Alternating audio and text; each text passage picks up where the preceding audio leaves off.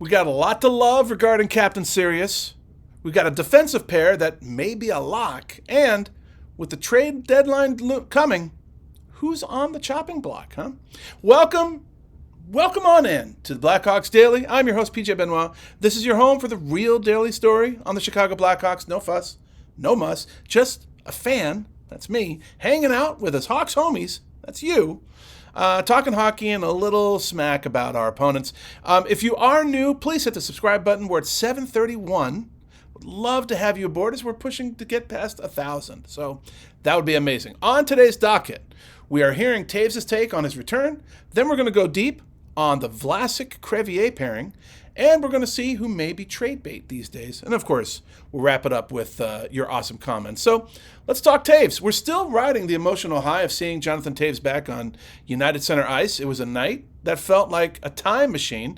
And before we get into the captain's own words about the return, I got to give a huge shout out to Jack Bushman over at the Chicago Hockey Now. He did a great job capturing the vibe and the quotes from Toews' morning skate. So now you're going to get it. So think about the timing of this, right? This past Saturday, the Hawks had that massive banner years celebration. You had Duncan Keith, Seabrook, Hossa, Sharp. The whole gang was back at the UC. But Toews, well, he was busy. He was in Winnipeg playing the Leafs, trying to keep the Jets' win streak alive. But honestly, it's probably better this way.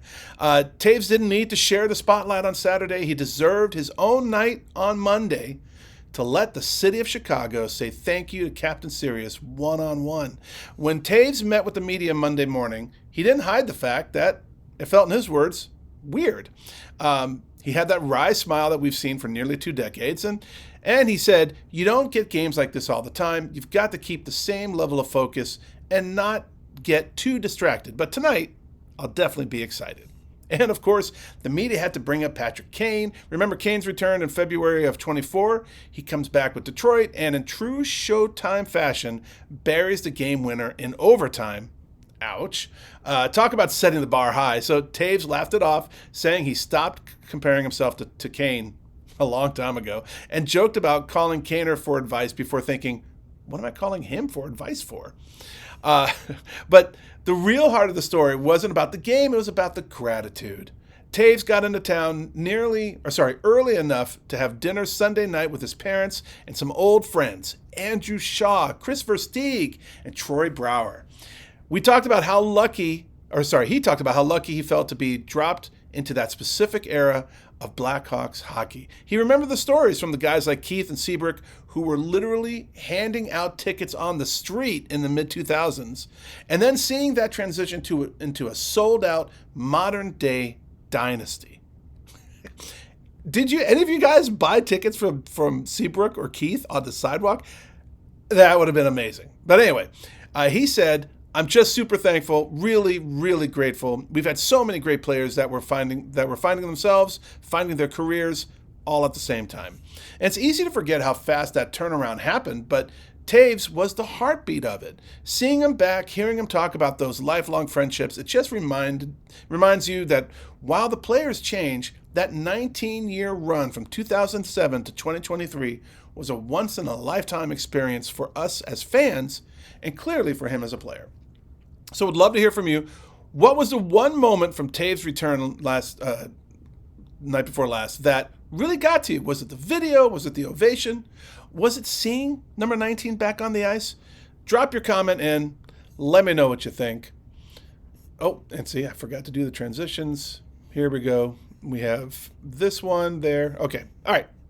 Moving on from there, we now got to talk about something that's quietly becoming one of the biggest storylines on this team. Alex Vlasic and Louis Crevier are making the Blackhawks' future blue line decisions a whole lot tougher. And quick shout out, Tab Bamford over at Bleacher Nation for this piece. Really laid it out really well. So now we all know what this rebuild has been built on. High-end draft capital. First-round picks, big names, big expectations. The plan is obvious. Those guys are supposed to be the backbone of the next contender. But the funny thing in hockey, sometimes the best answers aren't always the highest draft picks. Vlasic is a second rounder, 43rd overall in 2019. Crevier is a 7th rounder, 188th overall in 2020. No future Norris labels coming into the league, no massive hype train, and yet they've been playing like the kind of pair you trust against real NHL minutes. According to Natural Stat Trick, there are 10 Hawks D pairs that have played at least 100 minutes at 5-on-5, and Vlasic Crevier lead the entire team with 400 minutes and 48 seconds together. That's not a fluke. That's not, we tried it for a week. That's a coaching staff basically saying, we trust these guys. And here's where it gets even more interesting. The tab points out that only one pairing, Connor Murphy and Wyatt Kaiser, have a better Corsi for percentage than Vlasic Crevier. And Murphy Kaiser have played less than half the 5-on-5 minutes together, 199 minutes and 32 seconds compared to that 448. And then there's this nugget. Vlasic Crevier are the only Hawks D pair with a scoring chance for percentage over 50. Tab lists it at 50.28%. League-wide, they're one of only 27 pairs that have played 400-plus minutes together at 5-on-5 and are over 50% in scoring chances. That's not okay. That's legitimately strong. And defensively, this is where it screams shutdown. Tab cites that among pairs with at least 400 minutes together, Vlasic Crevier ranked 9th in the NHL in expected goals against at 17.5. That's the kind of stat that gets coaches smiling and opposing top lines annoyed. So now we connect this to the roster puzzle. Connor Murphy is constantly in trade rumors as we approach the pre-Olympic trade freeze and then the deadline. The assumption of a lot of people have made this, right? Okay, Murphy goes out, Sam Renzel eventually comes in, takes that right side spot, and Renzel's a first-round pick, and so on paper, makes total sense. But the point, and I kind of agree with this, is when guys like Vlasic and Crevier grab a role and run with it, they change the math. And if Matt Grzelcyk, right, our PTO from off-season, is on a one-year deal and potentially moved as well, you could suddenly have 2 openings on the blue line after the deadline. Then you're looking at Renzel coming back up, maybe Korchinski, maybe Del Mastro, who I'm pretty high on. And then you're asking the key question, do you really want to break up a pair that's been this steady, this effective, and this young? Because that's the sneaky part. They're both 24. This isn't a pair of veteran stopgaps. This could be a real piece for the foundation. So I'll throw it to you. Are Vlasic and Crevier a long-term pair for the Hawks, or are they nice for now duo until the first round wave comes and takes over? Let me know what you guys think in the old comments. All right, and then moving on from there, let's talk, since we mentioned it, the trade deadline, right? It's kind of the elephant in the room.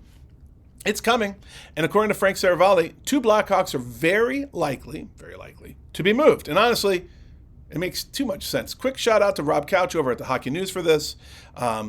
Great article. So let's set the stage. The Hawks are 6 points out of a playoff spot, sitting 2 games under 500. Connor Bedard has been electric. The young guys are pushing, and there's real energy around this team, right? I think we're in a way better position than many people thought we would be right now. But here's the reality. Still, it's a rebuild. And when you've got veterans and expiring deals that you can bring back assets with, you got to make the call. So according to Saravalli, the 2 names that are very likely to be traded are, as we just mentioned, Connor Murphy and Jason Dickinson. So let's start with Murphy. He's been in the trade rumors all season. It's not hard to see why. You got Sam Renzel down in Rockford. You've got Vlasic and Crevier playing well together. You got Korchinski, Kaiser, Levshunov. The blue line is crowded with young talent. Murphy's been pushed into a limited role, averaging just over 60 minutes a game.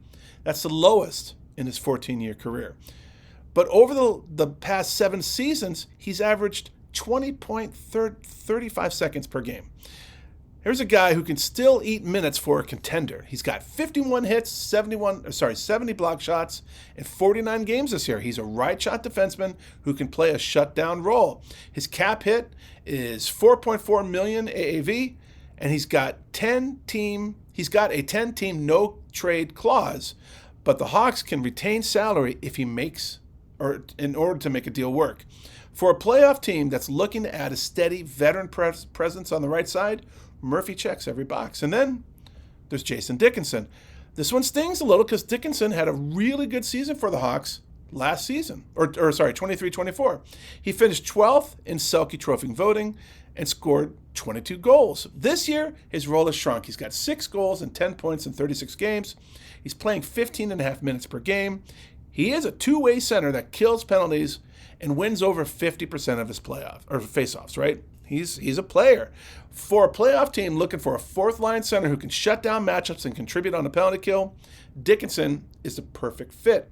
He's got no trade protection, and his cap hit is 4.25 AAV, 4.25 million AAV. The Hawks can retain and to make him even more attractive. And he's the kind of guy who can make a real impact in playoff games. So here's the thing. Both of these guys are pending unrestricted free agents. They're gone at the end of the season anyway, unless the Hawks re-sign them, which doesn't make sense given the timeline of this rebuild. So why not move them now, get some draft picks or prospects back, and keep building for the future? Rob Couch mentions in his piece that the Blackhawks should trade more than just Dickinson and Murphy. So I kind of agree, right? You've got Matt Grzelcyk on a 1-year deal. You've got Mikheyev, who I love, but he's got value, right? And these two, Murphy and Dickinson, they're the most likely to move, and they should, right? So here's my question for you. Do you think the Hawks should be sellers at the deadline, or do you think they should hold and push for a playoff spot? Because we're kind of in that no man's land, right? Drop your take in the comments. Would love to hear where you stand. And did someone say comments? I think someone said comments. Let's get into them. You guys are always awesome in the comments. Beans7014, repeat offender. Damn, I love my Hawks. The whole weekend and Toews night brings back so many memories. 100 years of Hawks hockey. Let's go Hawks. Hell yeah, Beans. I love your enthusiasm, buddy. Thank you for being a part of the channel. As always, Spencer Hawk, 9742, another repeat offender. Hey, PJ, great game. Spencer Knight, top stud in the third shutout. Fantastic fan response to Toews' return. Goosebumps. If you have a heartbeat, you had goosebumps. Upcoming schedule is very tough. It is. And we'll decide whether they can stay with the big boys. Fingers crossed. Well said, Spencer. Really appreciate that. Thank you so much for your contributions. As always, Food Bar Totality 3389, another repeat offender. Big Slaggert fan here. High character, high energy guys are crucial to any good team. Not everyone is a 30-goal scorer. So true. You need guys not to be afraid to go into the corners and dig pucks out for those guys, for those 30-goal scorers. The first thing I noticed about Brandon Hagel was this ability. I called him Little Hossa.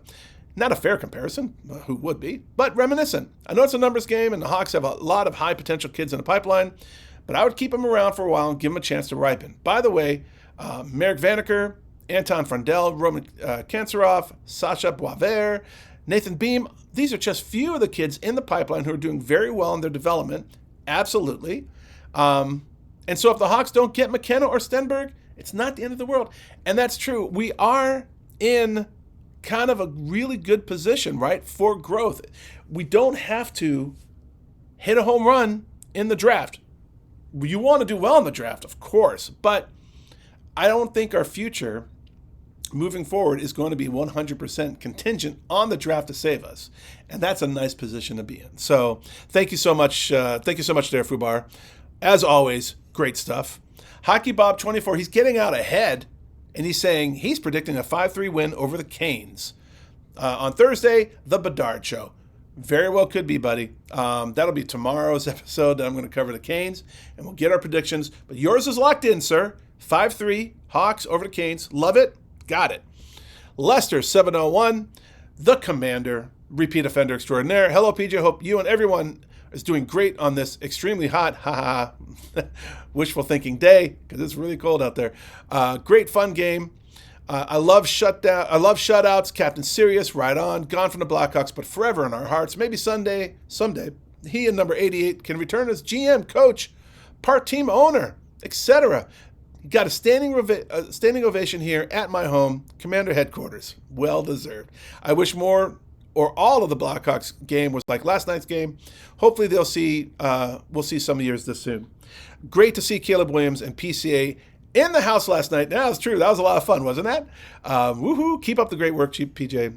All have a great day. I am over and out. And Slaggert, I feel, will be one of the top guns on the team. Absolutely. Kid's got talent, and he's making a case for himself. He's pushing. Commander, thank you so much for your contribution. As always, that's a wrap for today, Blackhawks Nation. If you're new here, please do subscribe. Hit that subscribe button. Help us get over 1,000 sub goal. We're at 731, and we're climbing. We're catching steam, guys. Love it. If you are a regular, a repeat offender in the comment section, thank you. Thank you so much, A, for your subscription, but also for your support. Absolute honor building this community with you. So, as we always say, we celebrate the very best team in hockey with the very best fans in all of sports in the very best city this world has to offer. That's Chi-Town. So, I'm PJ Benoit. I will see you next time on the Blackhawks Daily.